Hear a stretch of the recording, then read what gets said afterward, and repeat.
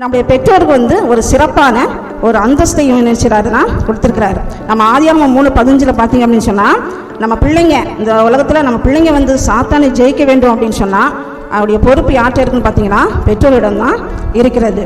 இந்த உலகத்தில் பெற்றோர்கள் இந்த பூமியில் இருக்கிற நாளெல்லாம் கடவுளுக்கு பயந்து அவருடைய வார்த்தைகளை கற்றுக்கொண்டு நம்ம யாருக்கு போதிக்க வேண்டும்? தன்னுடைய பிள்ளைகளுக்கு நாம் போதிக்க வேண்டும் அப்படின்னு சொல்லிட்டு நம்மளுக்கு வேத வசனம் நமக்கு சொல்லியிருக்கிறது. இன்னமாக பெற்றோருக்கு ஒரு எச்சரிக்கையான ஒரு வசனம் நமக்கு வேதத்தில் சொல்லப்பட்டிருக்கிறது.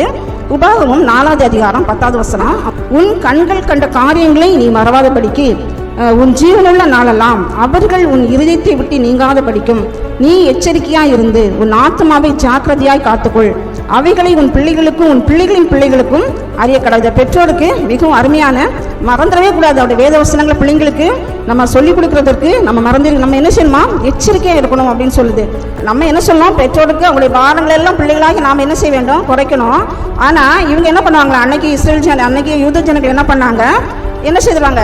பெற்றோர்களை கவனிக்கிறதுக்கு ஒரு நன்கொடை கொடுத்து நீங்கள் என்ன செய்யுங்க, பெற்றோர்களை பார்த்துக்காங்க அப்படின்னு சொல்லிடுவாங்க. ஆனால் இன்னைக்கு அதே சூழ்நிலை இருக்குதா? இன்னைக்கு என்ன இருக்குது? எங்கே பார்த்தாலும் முதியோர்களும் அப்படிதானே. அன்னைக்கு அந்த மாதிரி செஞ்சாங்க. இன்னைக்கு பிள்ளைங்க என்ன பண்ணுறாங்க? பெற்றோர்களை முதியோர் இல்லத்தில் கொஞ்சம் காசை கொடுத்து என் பிள்ளை என்ன செய்யுங்க, பார்த்துக்கோங்க அப்படின்னு சொல்லிட்டு என்ன செய்கிறாங்க, விட்டுட்டு வந்துடுறாங்க. அப்போ அது சரியா? அது சரியில்லை. சரியா? அப்போ நம்ம என்ன செய்யணும்? பெற்றோர்களை பிள்ளைகள் மிகவும் அன்பாகவும் அவங்களுடைய தேவைகளை சந்திக்கிறவர்களாகவும் அவங்களுடைய பாரங்களை நாம் குறைக்கிறவர்களாகவும் நாம் என்ன செய்ய வேண்டும்? இருக்க வேண்டும்.